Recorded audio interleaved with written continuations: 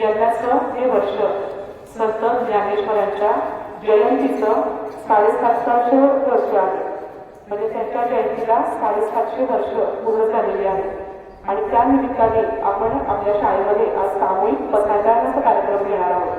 या कार्यक्रमाच्या निमित्ताने आपल्या इथं उपस्थित आपल्याशी संवाद साधायला तथा आपल्याला पसायदानाचा अर्थ समजावून सांगण्यासाठी आलेले आहेत आपल्याच तालिका माननीय सौ सारिका कुलकर्णी मॅडम, आपल्या शाळेतील शिक्षिका सौ मीनाक्षी पटोलेकर मॅडम, सांस्कृतिक विभाग प्रमुख सौ सीमा कुलकर्णी मॅडम, उपस्थित शिक्षकेतर वृंद आणि प्रिय विद्यार्थी मित्रांनो, या मंगलमय आणि पवित्र अशा कार्यक्रमात मी आपल्या सर्वांचे शाळेच्या वतीने पुनश्च एकदा मनपूर्वक स्वागत करते. मुलांनो, जर आपल्याला आपण विचारलं की देणं अवघड की घेणं अवघड, तर आपल्याला वाटेल नक्कीच मागणं हे सोपं आहे आणि देणं हे अवघड आहे. पण आपण सूक्ष्मपणे आणि सखोलपणे जर विचार केला तर असं लक्षात येईल की मागणं खरोखरच अवघड आहे. कारण आपण मागताना आपण कोणाला मागतोय, काय मागतो आहे, किती मागतो आहे, कशासाठी मागतो आहे, केवढं मागतो आहे, एवढे सगळे प्रश्न आपल्याला पडतात. आणि मग ते मागणं जर विश्व कल्याणाचं होऊन गेलं तर आपल्याला ते मागणं खरोखरच खूप महत्वाचं वाटतं. आणि संत ज्ञानेश्वरांनी असंच एक मागणं मागितलेलं आहे. ते मागणं आहे विश्वाच्या कल्याणासाठी, विश्वाच्या आनंदासाठी, विश्वाच्या शांततेसाठी. संत ज्ञानेश्वर म्हटलं की त्याच्या नावातच ज्ञान आणि ईश्वर हे दोन्ही बसलेलं आहे. वारकरी संप्रदाय संत ज्ञानेश्वरांना माऊली म्हणून संबोधतात. म्हणजे ज्ञानेश्वरांना ते माऊलीसारखं, माऊली म्हणजे आपली आई. आपली आई आपल्याला सर्वात जवळची असते, ती आपल्याला खूप माया करते आणि आपण तिला श्रेष्ठ म्हणतो. मग तसंच वारकरी संप्रदाय किंवा सगळे संत हे ज्ञानेश्वरांना आपल्या माऊली समाज समजतात. मग ज्ञानेश्वरांनी हे काय मागणं केलं असेल बरं? त्यांनी जेव्हा ज्ञानेश्वरी लिहिली तेव्हा आपण कुठल्याही मुलांनो जेव्हा आविष्कार करतो किंवा एखादं व्रत करतो तर त्या व्रतपूर्तीनंतर आपण ईश्वराकडं काहीतरी मागणं करतो आणि त्या मागण्याच्या पूर्ततेसाठी आपण हा सगळ्या व्रताचा किंवा त्या समारंभाचा अभ्यास करत असतो. तसंच ज्ञानेश्वरांनी ज्ञानेश्वरी लिहिल्यानंतर त्यांनी देवाकडं, परमेश्वराकडे एक मागणं मागलेलं आहे. तर ते मागणं हे त्यांच्या स्वतःसाठी नव्हतं, तर ते विश्वासाठी होतं. आपली भारतीय संस्कृती ही अत्यंत प्राचीन आहे आणि या संस्कृतीमध्ये वसुदैव कुटुंबकम ही संकल्पना, ही धारणा मांडलेली आहे. म्हणजेच काय की सगळ्या विश्वाचं कल्याण व्हावं. हे सगळं विश्व म्हणजे आपलं कुटुंब आहे आणि सगळ्याचंच कल्याण व्हावं. फक्त आपलं स्वतःचं किंवा आपल्या कुटुंबापुरतं आपण मर्यादित नाही राहिलेलो. तर ही एवढी मोठी संकल्पना केवळ आणि केवळ आपल्या भारतासारख्या महान राष्ट्रातच होऊ शकते आणि ती संत ज्ञानेश्वरांनी मागितलेली आहे. तर पसायदान हे ज्ञानेश्वरीच्या शेवटी दिलेलं आहे. पण बघा, जसं भारतामध्ये आपण भगवद्गीतेला जास्त महत्व प्राप्त झालेलं आहे, तसंच ज्ञानेश्वरीपेक्षा पण जास्त महत्व हे पसायदानाला प्राप्त झालेलं आहे. कारण या पसायदानाच्या मार्फत ज्ञानेश्वरांनी ईश्वराकडे सगळ्यांचं कल्याण व्हावं म्हणून मागणं हे आवर्जून मागितलेलं आहे. त्यांच्या मताने आपण सगळेच मानव म्हणजे सगळेजण आपण चांगले असतो. आपण सगळे जेव्हा जन्मतो तेव्हा सगळे गुण आपल्यामध्ये हळूहळू आपण जसे वाढतो, जीवनामध्ये पुढे वाटचाल करतो तेव्हा ते सगळे गुण आपल्यामध्ये रुजवत असतात. तर काहींमध्ये अवगुणही असतात. तर ते सगळे दोष, ते अवगुण, आपल्याला राग, लोभ हे सगळे निघून जावे आणि सगळ्या विश्वालाही खूप आनंदाने, शांततेने आणि समृद्धतेने सुखाने जगावं असं मागणं त्यांनी ईश्वराकडे केलेले आहे. मग जर आपण हे पसायदान आपण रोजच म्हणतो आपल्या प्रार्थनेनंतर, आपलं राष्ट्रगीत होतं, आपलं राज्यगीत होतं, त्याच्यानंतर आपण पसायदान म्हणतो. पण ते फक्त म्हणण्यापुरतं मर्यादित न राहता त्याचा नक्की अर्थ काय आणि तो अर्थ आपल्याला आपल्या दैनंदिन जीवनात वापरता येईल का, तर याचाही आपण विचार करायला पाहिजे. मग नक्की पसायदानामध्ये ज्ञानेश्वरांनी ईश्वराकडे काय मागणं मागितलं याचा अर्थ समजावून देण्यासाठी आज आपल्या इथं उपस्थित आहेत सौ सारिका कुलकर्णी मॅडम. मी त्यांची आपल्याला थोडक्यात ओळख करून देते. माननीय सौ सारिका महेश कुलकर्णी त्या आज डिझाईन्स आणि कॉम्प्युटर ट्रेनिंग इन्स्टिट्यूटच्या संचालिका आहेत. त्यांचा स्वतःचा ऑफसेट अँड डिजिटल प्रिंटिंगचा व्यवसाय आहे. ऋतुराज चिलीज अँड चटनीज हा व्यवसाय देखील त्या कार्यकुशलतेने सांभाळत आहेत. त्यांचे स्वतःचे युट्यूब चॅनल आहे आणि या युट्यूब चॅनलच्या माध्यमातून प्रत्येक वर्षी या नवरात्री उत्सवानिमित्त उजळूया दिवस कार्य या शीर्षकाखाली वेगवेगळ्या स्त्री चरित्र मांडणीतून हा विचारांचा जागर हा उपक्रम राबवतात. आणि सर्वात महत्वाचं म्हणजे ते आपल्या शाळेच्या पालिका देखील आहेत. तर त्याचं मी शाळेच्या वतीने मनपूर्वक स्वागत करते आणि त्यांना विनंती करते की त्यांनी आपल्या विद्यार्थ्यांशी संवाद साधावा. 2025 हे वर्ष संतश्रेष्ठ श्री ज्ञानेश्वर महाराज यांचे सप्तशतकोत्तर सुवर्ण महोत्सवी वर्ष आहे. यावर्षी त्यांची 750वी जयंती आहे. या निमित्ताने मी आपणा संतश्रेष्ठ श्री ज्ञानेश्वरांची थोडक्यात माहिती सांगणार आहे. संत ज्ञानेश्वरांचा जन्म इसवी सन 1275 मध्ये अहिल्यानगर जिल्ह्यातील आपेगाव येथे झाला. यांचे वडील विठ्ठलपंत आणि आई रुक्मिणीबाई हे होते. त्यांना 3 भावंडे होती, निवृत्तीनाथ, सोपानदेव आणि मुक्ताई. लहान वयातच त्यांनी विद्वत्ता मिळवली आणि भक्तिभावाने लोकांना प्रेरित केले. त्या काळात समाजात जातपात, अस्पृश्यता आणि अंधश्रद्धा पसरल्या होत्या. खालच्या जातीच्या लोकांना धर्मग्रंथांचा अभ्यास करण्याचा अधिकार होता. पण संत ज्ञानेश्वरांनी या प्रथांचा विरोध केला आणि त्यांना सांगितले की देव सर्वत्र आहे, सर्व जीव समान आहेत आणि भक्ती हा प्रत्येकाचा हक्क आहे. त्यांचे सर्वात मोठे कार्य म्हणजे भावार्थ दीपिका किंवा ज्ञानेश्वरी, जी भगवद्गीतेवरील मराठी टिप्पणी आहे. हा ग्रंथ त्यांनी ओवीबद्ध, सोप्या आणि सुंदर भाषेत लिहिला, जेणेकरून सामान्य लोकांनाही गीतेचे तत्वज्ञान समजू शकेल. ज्ञानेश्वरी ते म्हणतात, आता विश्वात्मके देवे येणे वाग्यज्ञ तोषावे. याचा अर्थ हे जग देवाचे रूप आहे आणि त्याला आपल्या ज्ञानाने व वाणीने प्रसन्न करावे. त्यांनी अमृतानुभव ग्रंथही लिहिला आणि अनेक अभंग ओव्या रचल्या. ज्ञानेश्वरीच्या शेवटी त्यांनी पसायदान नावाची प्रार्थना दिली आहे. यात त्यांनी संपूर्ण विश्वाच्या कल्याणाची, आनंदाची आणि समतेची प्रार्थना केली आहे. हे फक्त भक्तांसाठी नसून सर्व माणसांसाठी व प्राण्यांसाठी आहे. जे का रंजले गांजले त्यांची म्हणे जो आपुले, तया सत्कर्मी रत्ने लावे पाहिजे जगा. जो जे वांछी तो ते लाभो, प्राणी जात सुखी होवो, येणे अशी इच्छा असावी हरिचरणी. या ओव्यांमधून दिसते की संत ज्ञानेश्वर हे केवळ आध्यात्मिक गुरु नव्हते, तर एक समाज सुधारक आणि मानवतावादी होते. वयाच्या फक्त 21व्या वर्षी इसवी सन 1296 मध्ये त्यांनी पुणे जिल्ह्यातील आळंदी येथे जिवंत समाधी घेतली. आजही लाखो वारकरी आळंदीहून पंढरपूरला त्यांच्या पालखीबरोबर वारी करतात.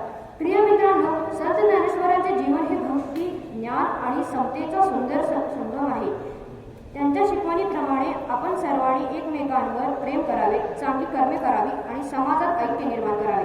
ज्ञानेश्वर म्हणतात, भक्ती, ज्ञान आणि समानतेचा प्रकाश सर्वत्र पसरूया. जय ज्ञानेश्वर माऊली. धन्यवाद. जयंती आणि श्रीकृष्ण जन्माष्टमीच्या खूप खूप शुभेच्छा देते. आणि आज आपण जो हा कार्यक्रम ठेवलेला आहे त्याला त्या ज्ञानेश्वर माऊलींना 750 वर्ष झाले त्यांच्या जन्मदिनाला, म्हणून आपण आज हा कार्यक्रम साजरा करतोय. त्याच्या मागची पार्श्वभूमी पण मी सांगणार आहे. त्याच्या अगोदर आपण त्यांचा छोटासा श्लोक म्हणूया. अलंकापुरी पुण्यभूमी पवित्र, तिथे नांदतो ज्ञान राजा सुपात्र, तया आठविता महापुण्य राशी, नमस्कार त्या ज्ञानेश्वरासी.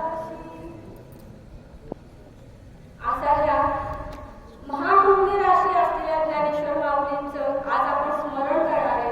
त्यांनी त्यांच्या सहित आपल्याला साठी काही मागणं मागितलेले. सगळ्यात पहिल्यांदा आपण पसायदान हा विषयातला पसायदान जाणून घेत असताना किंवा पसायदान समजून घेत असताना सगळ्यात महत्वाची ही गोष्ट आपण किंवा ही संकल्पना आपल्याला क्लिअर झाली पाहिजे की ज्ञानेश्वर माऊलींनी पसायदान आपल्यासाठी मागितलेलं आहे. असे नाही, ज्ञानेश्वर माऊलींनी स्वतः सहित दुसऱ्यांसाठी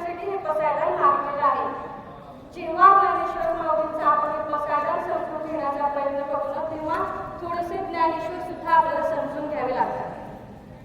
बघा 750 वर्षापूर्वीपासून आपल्या मनावर अधिराज्य गाजवणारी हे पसायदान, ही ज्ञानेश्वरी आणि ती ज्ञानेश्वर माऊली, हे तिन्ही अति सुंदर सुरेल संगम आपल्या मनावर 750 वर्षे झाले रुंजू घालतोय. आपण आपले वाढदिवस किंवा आपल्या घराण्याचे 3 पिढ्याच्या वरचे आपल्याला पणजोबाच्या पूजे आठवूचे आठवू शकतो का? आहे का कुणी इथं? माझ्या खापर पणजोबाचं हे नाव आहे आणि त्यांचा जन्मदिवस हा आहे बघा, असं कोणी ठामपणाने सांगू शकतो का मला? नाही सांगू शकणार. पण हाच संतांमधला आणि आपल्या जनसामान्यांमधला फरक असतो की त्यांच्या कार्यामुळं आपण त्यांना लक्षात ठेवतो किंवा त्यांना आपल्याला लक्षात ठेवावं लागतं. कारण त्यांची सांगितलेल्या मार्गावर जर आपण चालत राहिलो, पुढे जात राहिलो तर आपल्या जीवनाचं भवितव्य उज्ज्वल असतं. हे ज्ञानेश्वर माऊलींचं 750 वर्षापूर्वीचं पसायदान आज आपण समजून घेत असताना मी हे मांडण्याचा माझ्या अल्पमतेने प्रयत्न करणार आहे.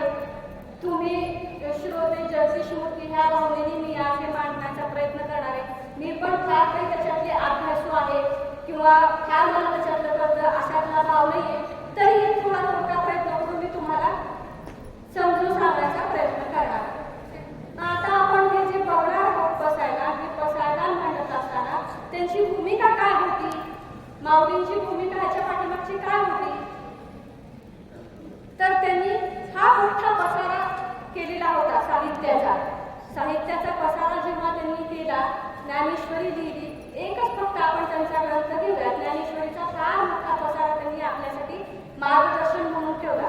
काय होतं तर ते गीतेवरचं भाष्य आहे जे एका ठराविक भाषेमध्ये एका ठराविक समाजासाठी जपून गेलेलं होतं. ते ज्ञानेश्वर माऊलींनी आपल्या सगळ्यांसाठी फुलं भरून ठेवलं आणि आपल्याला सहज ते समजावं असं तयार केलं. तरीही आमची सगळ्यांची तक्रार असते की ज्ञानेश्वरी आम्हाला नाही बाबा समजत, त्याच्यामुळे आम्ही का त्याच्या नादी नाही लागत. नादी होती माऊली आहे, आई आहे.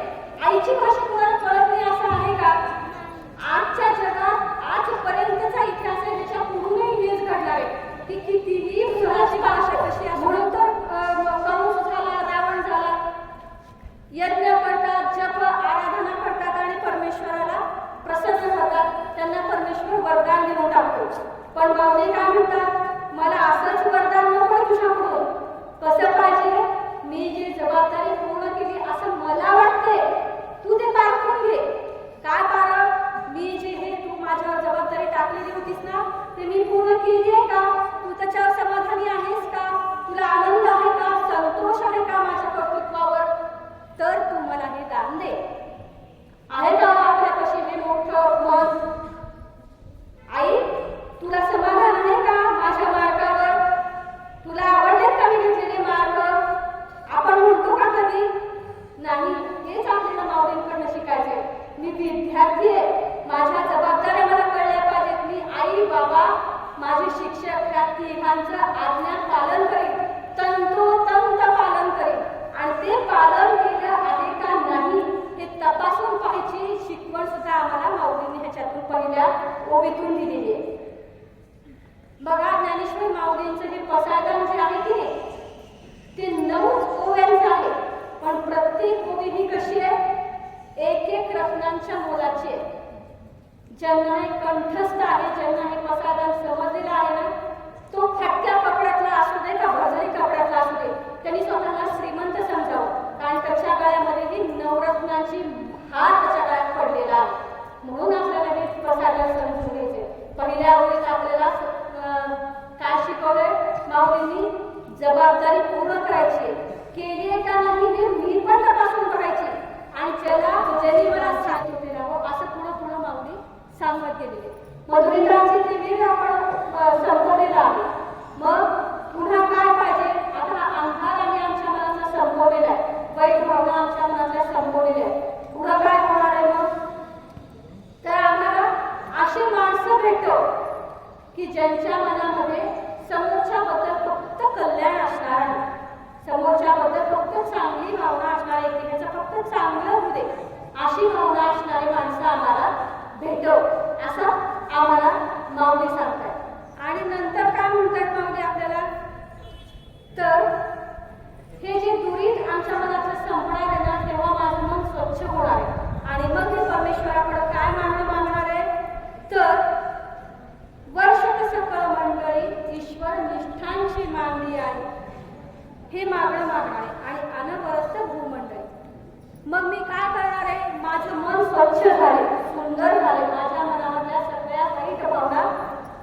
या सगळ्या भावनांचा निचरा झालेला आहे. मी नितळ मनाचा झालेलो आहे. मग आता मग हे नितळ मन काय झालं पाहिजे, तर सत्कर्मी लागलं पाहिजे. आता हे सत्कर्म काय म्हणजे, तर भक्ती, ज्ञान आणि वैराग्य ह्याच्यामध्ये माझं हे मन लागलं गेलं पाहिजे. स्वच्छ झालेलं मन कुठं लागलं गेलं पाहिजे, तर योग्य मार्गाला लागलं पाहिजे, सत्कर्मात लागलं गेलं पाहिजे, असं ज्ञानेश्वर माऊली सांगतात. मग ही भक्ती कशी असली पाहिजे तुमचे तर आता इथं पण बरं का मगाशी मी सांगितल्यासारखं उच्चार आपल्याला कळले पाहिजे. हा चला शब्द नाही, चला. चला म्हणजे आपल्या भाषेत ग्रुप, जथ्था. जथ्था जो असतो की नाही त्याला चला हा शब्द आहे. कसा चला पाहिजे आम्हाला, तर ते कल्पतरूंचे आरव पाहिजे. कल्पतरू कसा असतो, आपल्या मनातल्या सगळ्या इच्छा पूर्ण करणारा एक कल्पवृक्ष असतो. पण त्या कल्पतरू वृक्षापाशी आम्हाला तिथं जावं लागतं. पण हे जे संत आहेत ना, हे संत असे असतात की ज्याला तळमळ आहे मनामध्ये, ज्याला काहीतरी शिकण्याची गरज आहे, त्याच्यापर्यंत ते जाऊन पोचतात. म्हणून त्या संतांची आमची भेट घडून दे, आम्हाला ते संत भेटव. ह्या कल्पतरूंची आमची मांदियाळी घडू दे आणि ह्या कल्पतरूंची आमची भेट घडून दे. चेतना चिंतामणींचे गाव, बोलते जे अर्णव. आता हे चेतना चिंतामणींचे गाव हे काय आहे, तर हे जे ईश्वरनिष्ठ मांदियाळी असणारे आहेत ना, ते आमच्यापर्यंत जे येऊन पोचणार आहेत ते लोक किंवा ते जे संत आहेत ना, ते चिंतामणीचा एक दगड नाही तर गाव आहे, अख्खं गाव आहे त्यांचं. चिंतामणीचा दगड कसा असतो, तर आमच्या मनात आलेली इच्छा त्याला आपोआप कळते आणि तो आपोआप पूर्ण होतो. संत असेच असतात. आपण जेव्हा संतांच्या संगतीत जातो किंवा आपल्याला जेव्हा गुरु भेटतो तेव्हा ह्या गोष्टीचा अनुभव येतो. जीवनात गुरु करणं खूप मग त्याच्या गरजेचे असणार आहे. किंबहुना सर्व सुखी पूर्ण होऊनी तिन्ही लोकी, भजे जो आदि पुरुषी अखंडित. ह्याच्यातून काय होणार आहे, तर तुमच्या माझ्यातला अहंकार संपणार आहे. कारण जर मला हे सगळं मिळवायचं असेल, हे जर मला मिळवायचं असेल, मला संत भेटावे अशी इच्छा असेल, माझं मन निर्मळ व्हावं अशी इच्छा असेल, माझ्या मनात कुठल्याही प्रकारचा द्वेष नको, राग नको, लोभ नको, असं एवढं छान माऊलींसारखं माझं जर मन निर्माण व्हायचं असेल, तर मला काय करावं लागेल, मला माझा मी सोडावा लागेल. मग काय सोडावं लागेल, मी मार्क मिळवले का तुम्ही मॅडमने पुस्तक खाल्लेले असतात, अभ्यास कर म्हणून मागे लागलेली असते, बाबा काहीतरी गोष्ट घेऊन बसलेले असतात. हे सगळ्यांचं सगळं त्याच्या मागे असतं, हो की नाही. शाळेचा निकाल लागतो, मोठा निकाल लागतो, चांगला निकाल लागतो, आणि तेव्हा आमच्या शाळेचा रिझल्ट लागला हा भाव असतो. जेव्हा माझा मुलगा काहीतरी कर्तृत्ववान होतो तेव्हा मला काय वाटतं, माझा मुलगा आहे.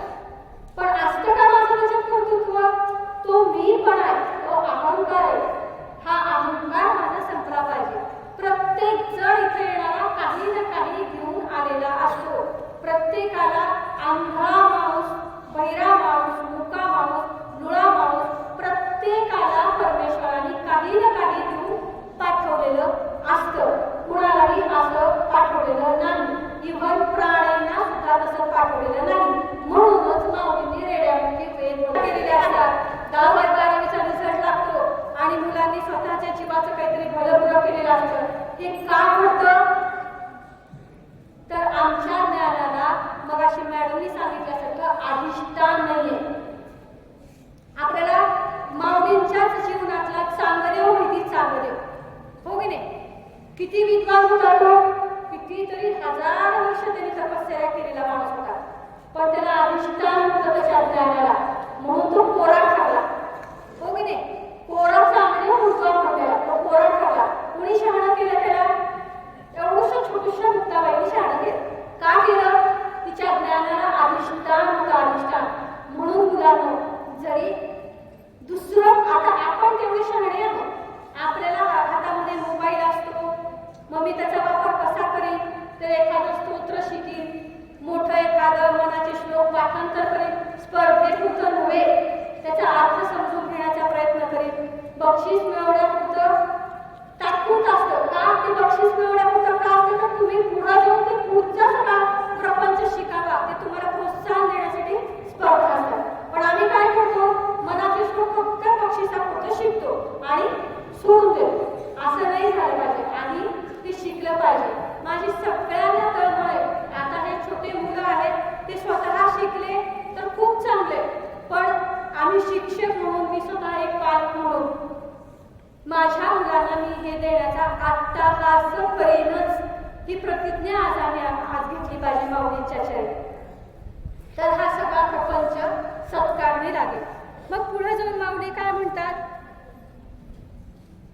तर हे जे सगळे ग्रंथ संपदा माझ्यापर्यंत येणार आहे, ती जी ग्रंथ संपदा मी वाचणार आहे, मी ते आत्मसात करणार आहे, ह्या सगळ्यांची मैत्री मी करणार आहे आणि त्यांना मी माझे सोयरे बनवणार आहे.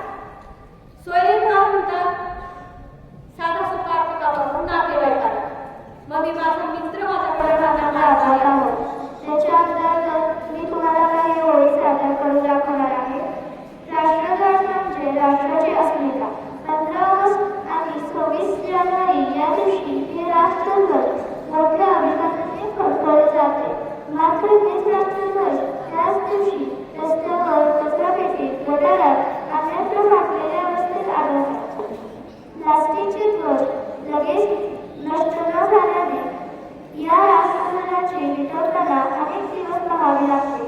देशाच्या स्वातंत्र्य लढ्यात सहभागी देशभक्तांनी इंग्रजांचे अत्याचार चालू असताना हातातील राष्ट्रध्वज जमिनीवर पडू नये यासाठी लाटा खाल्ल्या, अत्याचार सहन केले, प्रसंगी प्राणाचेही बलिदान केले.